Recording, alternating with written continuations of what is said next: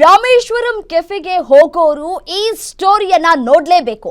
ರಾಮೇಶ್ವರಂ ಕೆಫೆಯಲ್ಲಿ ತಿನ್ನೋಕು ಮುಂಚೆ ಈ ಸುದ್ದಿ ನೋಡಿ. ಅಲ್ಲಿನ ತಿಂಡಿ ಇಷ್ಟಪಡೋರು ಮಿಸ್ ಮಾಡದೇನೆ ಈ ಒಂದು ಸ್ಟೋರಿಯನ್ನ ನೋಡಿ. ಬ್ರ್ಯಾಂಡ್ ಅಂತ ಹೇಳಿ ರಾಮೇಶ್ವರಂ ಕೆಫೆಯ ಕರ್ಮಕಾಂಡವನ್ನ ನೋಡಿ. ದುಡ್ಡು ಎಷ್ಟೇ ಇರ್ಲಿ ಅಂತ ಬರೋರಿಗೆ ಶಾಕ್ ಆಗುವಂತಹ ಸುದ್ದಿ.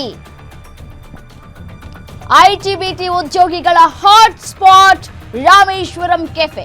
ತುಂಬಾ ಹೈಜೀನ್, ಕ್ವಾಲಿಟಿ ಫುಡ್ ಅಂದ್ಕೊಂಡವರಿಗೆ ಬಿಗ್ ಶಾಕ್. ರಾಮೇಶ್ವರಂ ಕೆಫೆಯ ಆಹಾರದಲ್ಲಿ ಪತ್ತೆಯಾಯಿತು ಜಿರಳೆ. ಪೊಂಗಲ್ನಲ್ಲಿ ಜಿರಳೆ ನೋಡಿ ಶಾಕ್ ಆಗಿದ್ದಾರೆ ಗ್ರಾಹಕರು. ಹೈಜೆನಿಕ್ ಅಂತ ಹೇಳಿ ರಾಮೇಶ್ವರಂ ಕೆಫೆಯನ್ನ ಯಾವ ರೀತಿಯಾಗಿ ಹೈಪ್ ಕ್ರಿಯೇಟ್ ಮಾಡಿದ್ರು, ಯಾವ ರೀತಿಯ ಟಾಪಲ್ಲಿ ಇಡೋಕೆ ನೋಡಿದ್ರು ಅಂತಂದ್ರೆ ನಿಜಕ್ಕೂ ಅಲ್ಲಿರುವಷ್ಟು ಹೈಜೆನಿಕ್ ಇನ್ನೆಲ್ಲೂ ಇಲ್ವೇ ಏನೋ ಅನ್ನುವಷ್ಟು ಮಟ್ಟಿಗೆ ಜನ ಪಾಪ ಈ ರಾಮೇಶ್ವರಂ ಕೆಫೆಗೆ ಹೋಗ್ತಾ ಇದ್ರು. ಮಧ್ಯರಾತ್ರಿವರೆಗೂ ಕೂಡ ರಾಮೇಶ್ವರಂ ಕೆಫೆ ಓಪನ್ ಆಗಿರುತ್ತೆ. ಈಗ ಯಾವುದೇ ಒಂದು ಕೆಫೆ ಓಪನ್ ಆದರೂ ಇವರು ಮಧ್ಯರಾತ್ರಿವರೆಗೂ ಪರ್ಮಿಷನ್ ತೆಗೆದುಕೋಬೇಕಾಗಿತ್ತು ಅನ್ನುವಂತಹ ಮಾತುಗಳನ್ನ ನಾವು ಕೇಳ್ಪಟ್ಟಿದ್ದೀವಿ. ಯಾಕೆಂತಂದ್ರೆ ರಾಮೇಶ್ವರಂ ಕೆಫೆ ಓಪನ್ ಆಗಿರುತ್ತೆ, ಮತ್ತೆ ಕಾಂಪಿಟೇಟರ್ಸ್ಗಳು ಯಾರೂ ಇಲ್ಲ ಅಂತ ಹೇಳಿ ಬೀಗ್ತಾ ಇದ್ರು.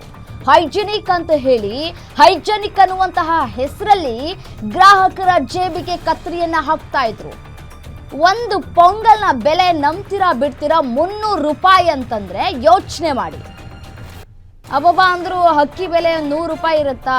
1 kg ಅಕ್ಕಿ ಬೆಲೆ. ಇನ್ನು ತುಪ್ಪ,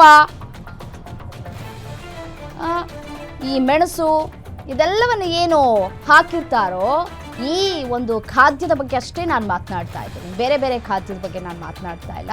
ನಾನು ಮಾತನಾಡ್ತಾ ಇರೋದು ಪೊಂಗಲ್ ಬಗ್ಗೆ. ತುಪ್ಪ ಬಳಕೆ ಮಾಡಿರ್ತಾರೆ, ರೈಸ್ ಬಳಕೆ ಮಾಡಿರ್ತಾರೆ, ಡ್ರೈ ಫ್ರೂಟ್ಸ್ ಬಳಕೆ ಮಾಡಿರ್ತಾರೆ. ಅಲ್ಲಿಗೆ ನೀವು ಯೋಚನೆ ಮಾಡಿ, 300 ರೂಪಾಯಿಯನ್ನು ತೆಗೆದುಕೊಳ್ತಾ ಇದ್ದಾರೆ ಒಂದು ಪೊಂಗಲ್ಗೆ.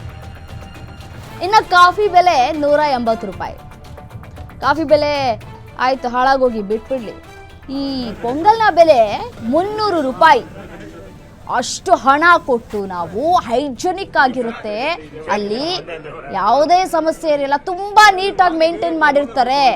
ಈ ಜಿರಳೆಗಳೆಲ್ಲ ನಮಗೆ ಕಾಣೋದಕ್ಕೆ ಸಿಗೋದೇ ಇಲ್ಲ, ಇಲಿಗಳೇನು ಕೂಡ ಕಾಣೋದಕ್ಕೆ ಸಿಗೋದೇ ಇಲ್ಲ.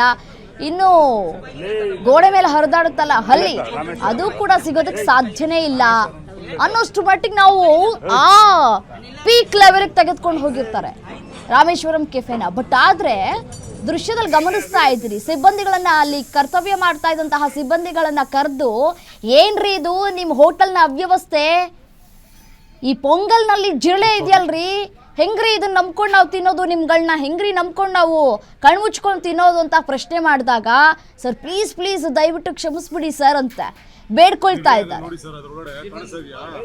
ಬೇಡ್ಕೊಳ್ಳೋದಕ್ಕೆ ಮುಂಚೆ ನಾವು ಯಾವ ರೀತಿಯಾಗಿ ಶುಚಿತ್ವವನ್ನು ಮೇಂಟೈನ್ ಮಾಡ್ತಾ ಇದೀವಿ ಅನ್ನೋದು ಬಹಳ ಪ್ರಾಮುಖ್ಯತೆಯನ್ನು ಪಡೆದುಕೊಳ್ಳುತ್ತೆ. ಹೈಜಿನಿಕ್ ನೀಟ್ನೆಸ್ ಅಂತಂದ್ರೆ ರಾಮೇಶ್ವರಂ ಕೆಫೆ, ಅಲ್ಲಿ ಸಿಗುವಂತಹ ಶುಚಿತ್ವ ಇನ್ನೆಲ್ಲೂ ಸಿಗೋದೇ ಇಲ್ವೇನೋ ಅನ್ನೋಷ್ಟರಲ್ಲಿ